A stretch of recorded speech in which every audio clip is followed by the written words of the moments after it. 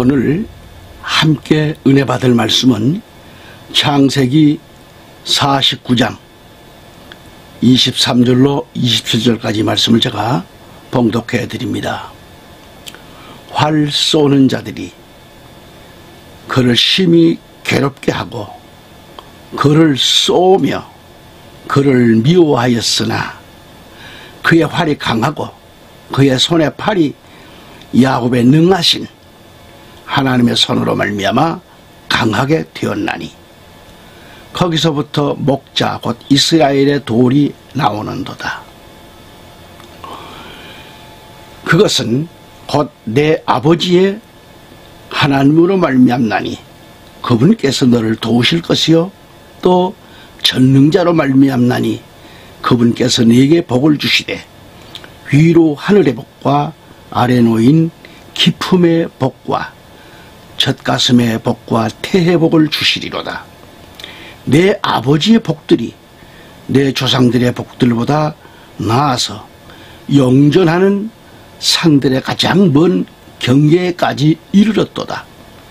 그것들이 요셉의 머리 위에 임하며 자기 형제들로부터 구별된 자의 머리에 있는 관 위에 임하리로다.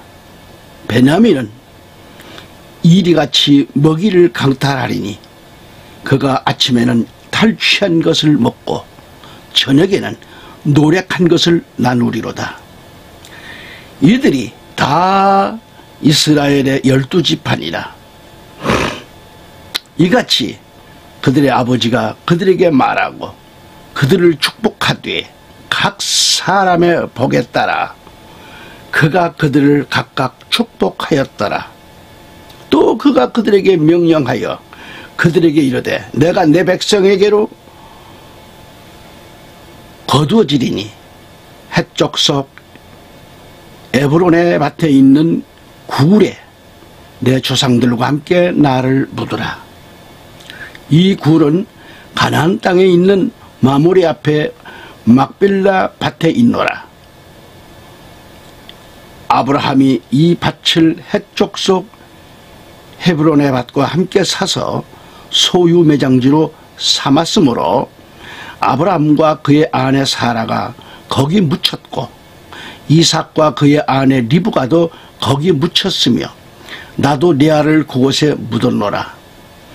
그 밭과 그 안에 있는 굴은 헷의 자손들에게서 산 것이니라 하니라. 야곱이 자기 아들들에게 명령하기를 마친 뒤 발을 침상에 모으고 숨을 거두어 자기 백성에게로 거두어지니라. 아멘. 오늘은 지난 시간 이어서 요셉은 건강한 활과 힘있는 팔을 가진 자였다 하는 것을 말씀을 먼저 드립니다. 이 말씀이 오늘 읽어드린 창세기 49장 23절로 24절까지 내용이 되겠습니다. 요셉은 일생을 정말 하나님을 섬겨오면서 신앙생활을 하는 동안 대적들로부터 수많은 독화살과 학대와 군박을 받으며 살아왔죠. 하지만은 요셉은 단 한 번도 독화살에 맞아서 그의 영혼이 상한 일이 없었습니다. 오히려 요셉은 건강한 화살과 그 화살을 쓸 수 있는 이 강한 팔이 있었기 때문에 대적이 쏘는 화살을 항상 이겨냈습니다.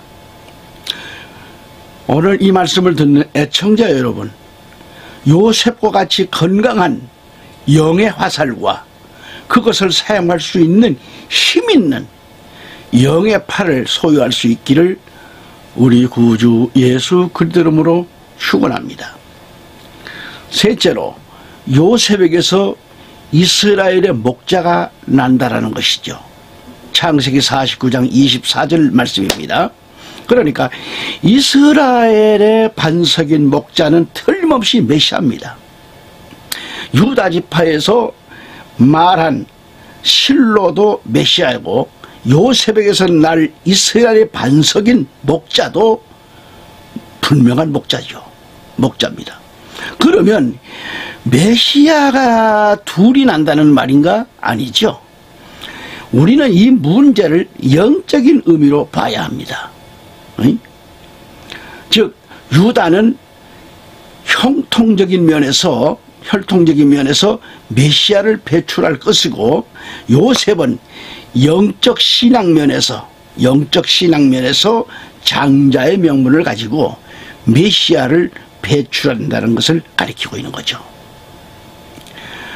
자, 이 말씀을 우리가 좀 더 참고하기 위해서는 역대상 5장 1, 2절을 가서 보겠습니다. 이제 이스라엘에 맏아들인 루벤의 아들들은 이러하니라. 그는 맏아들이었으나 자기 아버지의 침상을 더럽게 하였으므로 그의 장자권이 이스라엘의 아들인 요셉의 아들들에게 주어졌더라. 계보는 장자권에 따라 계수할 것이 아니니라. 유다가 그의 형제들보다 우세하였고 우두머리 치리자가 그에게서 났으나 장자권은 요셉의 것이더라. 그렇게 말씀이 나옵니다.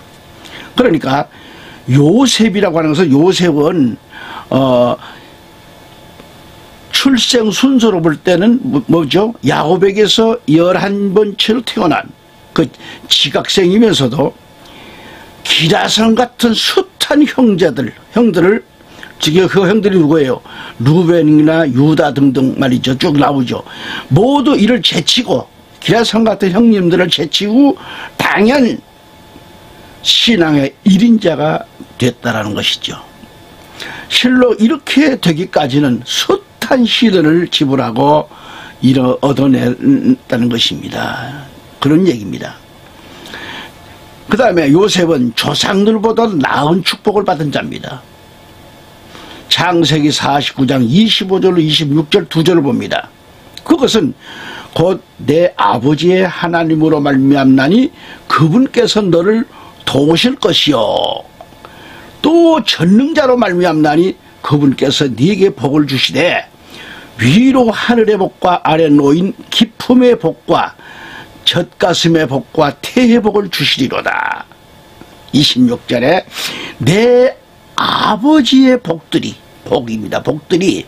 내 조상들의 복들보다 나아서 영존하는 산들의 가장 먼 경계에까지 이르렀도다. 그것들이 요셉의 머리 위에 임하며 자기 형제들로부터 구별된 자의 머리에 있는 관우에 임하리로다 라고 되어 있습니다. 여기서 부유상보다 나은 축복을 받은 야곱, 이 야곱은 그 축복을 요셉의 머리 위에 임하였다고 했습니다. 이 야곱은 요셉의 축복을 네 가지로 묘사하고 있습니다. 첫째, 위로 하늘의 복을 받았고요. 이것은 바로 성스러운 영적 축복을 가리키는 거죠. 영적 축복. 둘째로 아래로는 뭐예요? 원천의 복을 받았습니다. 원천의 복. 이것은 바로 물질적인 축복을 묘사하는 얘기입니다. 셋째는 젖가슴의 복이 임했다고 했어요. 이 젖가슴의 복이 임했다고 하는 것은 자녀를 양육하는 복을 가리키는 거죠. 자녀를 양육 생산하는 복을 받은 거예요. 넷째는 태회복을 주시라 해서 태회복을 준다. 이것은 후손을 생산하는 엄청난 복이죠. 이 복을 가리키는 건데 참으로 이 놀라운 복을 받은 자입니다. 그 다음에 물어뜯는 1위인 베냐민을 생각해 봅니다. 물어뜯는 1위인 베냐민. 자, 27절을 가보시면 베냐민은 이리같이 먹이를 강탈하리니 그가 아침에는 탈취한 것을 먹고 저녁에는 노력한 것을 나누리로다 그랬습니다. 여기서 베냐민은 이리같이 먹이를 강탈한다고 그랬어요. 이것은 베냐민의 난폭한 성격을 두고 그렇게 묘사한 말이죠. 참으로 오늘날 교회의 성도들 속에는 베냐민처럼 이리 같은 속성을 지니고 있어서 강탈한다는 것을 가리키기도 하고요. 이처럼 강탈하는 이리 같은 성도가 많다는 것을 가리키고 있는 겁니다. 그 못된 성격, 모간한 성격, 남의 허물을 보면 즉시 이리가 먹이를 강탈하는 것처럼 난폭해지는 것을 가리키는 거죠. 이러한 이리 같은 신자는 하나님의 종의 허물을 놓치지 아니하고 강탈하는 이리처럼 난폭한 짓들을 하면서 주의 종을 난폭하게 괴롭힙니다. 이런 성도가 교회 안에 있습니다. 바로 이것이 강탈자, 비냐민 같은 강탈자, 이와 같이 이리처럼 난폭한 신자들은 모두가 이리들이죠. 이리들. 둘째로 다시 27절 보면은 그가 아침에는 탈취하는 것을 먹었다 그래요. 먹고 저녁에 노략질하는 것을 나누고 있다는 거예요. 이처럼 난폭한 베냐민은 아침에는 탈취해온 것을 먹고 저녁에는 노략한 것을 또 나누어요. 이렇게 베냐민이 왜 이렇게 남의 것을 탈취하는 그렇게 난폭한 자가 되었을까요? 이에 대해서 두 가지를 생각해 볼 수 있습니다. 첫째는 부모와 형들의 과잉 보호 때문이고요. 이 과잉 사랑 때문이라고 봅니다. 창세기 42장 38절, 또 넘어가서 44장 30절 31절, 또 넘어가서 43장 34절을 우리가 보아서 알 수가 있습니다.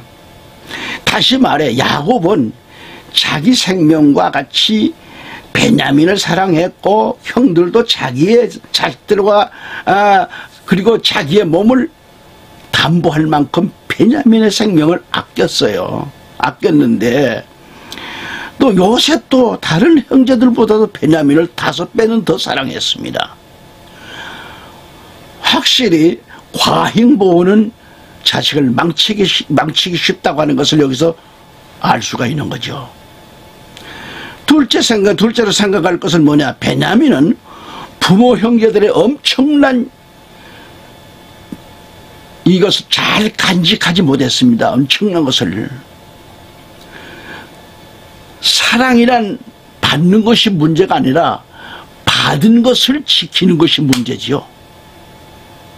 하나님의 사랑도 마찬가지예요. 받는 것이 문제가 아닙니다. 받은 것을 간수하지 못하면요, 오히려 사랑받는 것이 베냐민처럼 재앙이 된다는 점을 우리는 알아야 돼요. 그렇기 때문에 우리 성도님들의 주의할 게 뭐냐? 위에서 말씀을 들었듯이 항상 주의해야 합니다. 할렐루야. 제처로 28절을 말씀 가서 보면은 이들이 다 이스라엘의 12지파니라.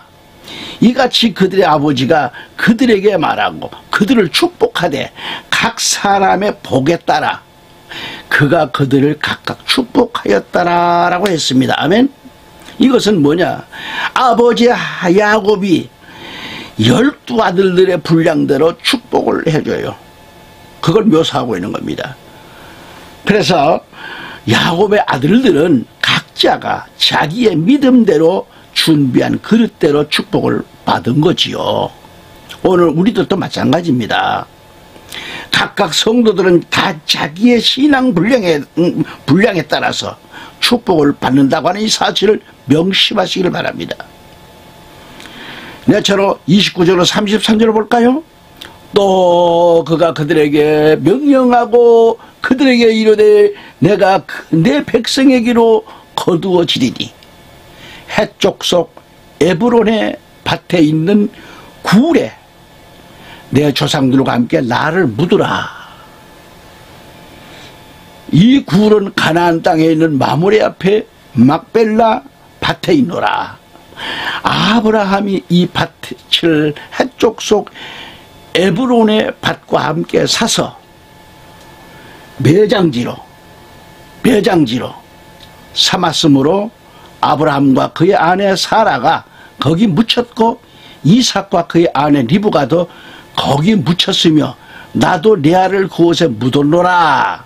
그 밭과 그 안에 있는 굴은 헷의 자손들에게서 산 것이니라 하니라. 야곱이 자기 아들들에게 명령하기를 마친 뒤 발을 침상에 모으고 숨을 거두어요. 숨을 거두어 자기 백성에게로 거두어지니라 라고 했습니다. 아멘.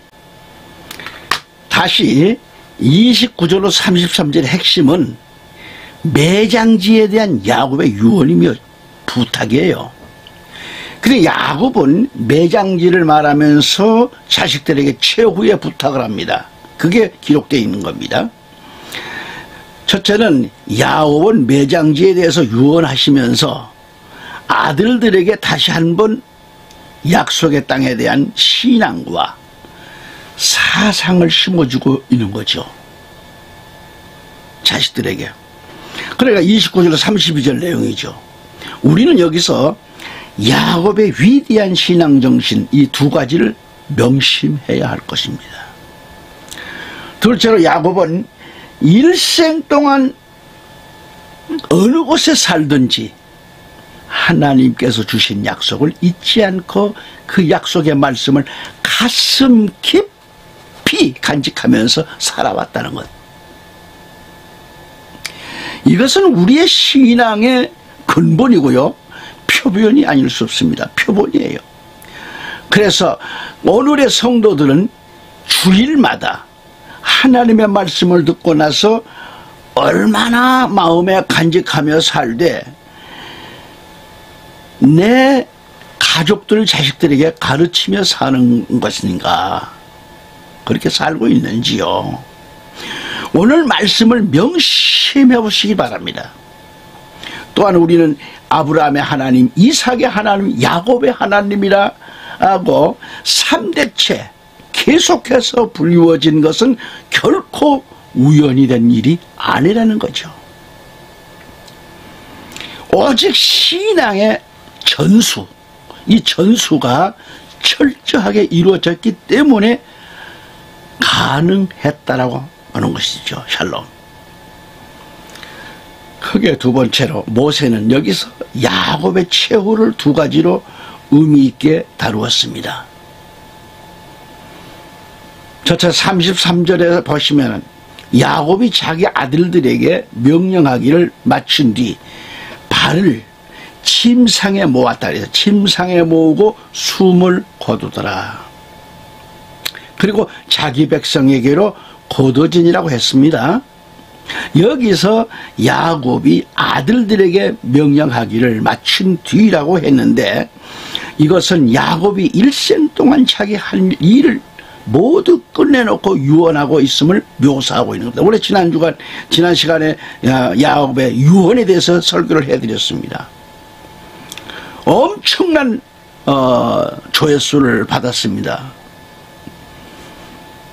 어쨌든 간에 이것은 야곱이 일생 동안 자기 할 일을 모두 끝내는 그 유언인데 이것은 마친 뒤입니다. 마친 뒤 자기의 일절 다 하고 자식들에게 유언하라는 거죠.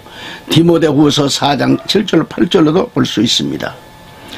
실로 하나님의 사람들은 자기의 일생이 끝나기 전에 자기가 해야 할 일은 모두 끝내야 합니다. 저도 딸과 사이 손자들을 앞에서 신앙생활의 중요성을 늘 얘기를 합니다. 거기에서 할아버지 할머니 집에 오면은 우리 손자 손자들이 올 때는 제품에 다 안겨요. 막 할아버지 하고 와서 제게 안겨요. 그럼 모두가 다 사랑해주고 갈 때는 셋, 넷 다 무릎을 꿇어요. 할아버지 기도해 주세요. 그럼 기도를 쭉 하나하나 한 녀석 한 녀석 와서 기도를 받고 일어나서 할아버지 감사합니다. 가겠습니다. 그리고 아이들이 5, 6살짜리까지 집에서 저녁에 잠을 잘 때는 큰 오빠가, 둘째 오빠가, 이제 셋째 이 딸 녀석까지 돌아가면서 기도를 해요. 잠자기 전에. 첫날은 큰 오빠, 둘째 날은 작은 오빠, 셋째 날은 막둥이인 딸이 이제 기도를 그날 또 합니다. 그래서 항상 기도를, 어린아이들이 기도를, 이제 주일학생들이고 이제 초등학생이고 이제 그러는 이제 유치원생인데도 그 새 아이가, 근데 지 엄마 지 아빠가 늘 그 기도가요, 우리 아빠 건강 주시고 우리 엄마 아주 참 할아버지 할머니를 위해서도 기도를 합니다. 그렇게 참 너무너무 자랑스럽죠. 그래서 나는 항상 기도하기를 하나님 앞에 크게 쓰임받는 귀한 자녀들로 성장되기를 원하고 축복합니다. 저는 여기 말씀을 볼 때 야곱이 마지막 이제 숨을 거두시면서 그 직전에 자녀들을 다 축복하잖아요. 그리고 다 자기 할 일을 마치지도 않는 자는 죽을 권리가 없습니다마는 자기가 맡은 사명을 끝내지도 않은 자가 어찌 하나님 앞에 설 수 있겠어요? 그래 야곱은 달라요. 다 맞춰놓고 두 발을 모으고 숨을 거두잖아요. 다 자식들을 위해서 그토록 기도해주고,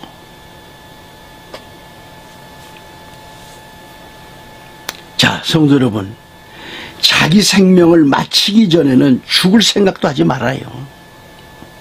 오직 자기의 일을 다 끝내놓고 갈 생각을 하라 이거예요. 예수님을 봅시다요.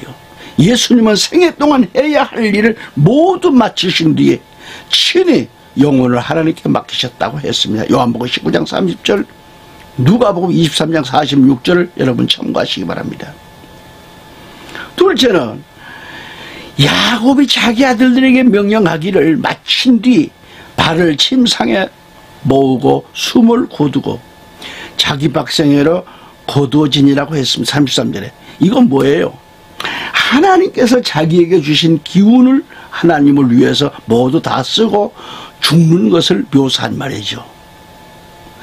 이것은요, 참으로 야곱은 하나님을 위해서, 또한 신앙을 위해서, 또 자기의 기운을 하나도 남김없이 모두 다 쓰고 잠들었다는 얘기입니다. 우리 기독교인은 잠들었다고 그래요.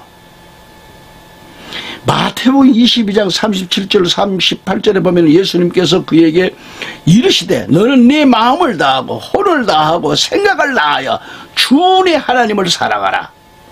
이것이 첫째가 큰 명령이요 라고 했습니다. 애청자 여러분, 이 방송을 듣고 계신 여러분, 우리는 모든 것을 다하여 주 하나님을 사랑하라는 말씀을 마음판에 새기시기 바랍니다. 주 하나님을 야곱처럼 사랑할 수 있기를 우리 구주 예수 그리스도 이름으로 간절히 축원합니다. 할렐루야. 셋째로 형제의 찬송이 될 유다를 우리가 생각합니다. 49장 8절 12절 내용입니다. 창세기. 야곱은 유다 형제들의 찬송이 될 것이라고 하는 이 예언과 축복을 하고 있는데 그 이유는 이렇습니다. 첫째는 유다는 원수를 이겼기 때문에 형제들의 찬송이 됐어요. 그리고 내 손이 내 원수들의 목을 잡을 것이라고 했듯이 유다가 대적하는 원수를 이기고 제압하는 것을 묘사한 얘기입니다. 실제로 사사기 1장을 보시면 유다 지파는 가나안 땅에 들어가 가지고 가장 먼저 가나안 족장과 싸웠고 가장 큰 승리를 거두었고 가장 좋은 땅을 차지하게 됐죠. 게다가 가장 많은 땅을 차지했다라고 민수기 26장 22절은 말씀하고 있어요. 그런가 하면 유다 지파가 인구도 가장 많았죠. 이처럼 성도된 우리가 악한 영들인 원수마귀를 이기고 승리하는 성도는 모든 자들의 찬송이 될 것이라고 하는 점을 명심하시기 바랍니다. 할렐루야. 둘째는 유다는 형제들을 다스리는 탁월한 통치력을 가지고 있어요. 그러므로 형제의 찬송이 됐다 이 말이죠. 8절에 내 하나님의 자식들이 내 앞에서 절하리로다고 했듯이 성경 역사를 보면 유다 지파는 다 이 타 지파보다도 뛰어났기 때문에 항상 선두에 나섰던 것을 알 수가 있잖아요. 실제로 유다 자신도 형제들의 대표로 활약을 했어요.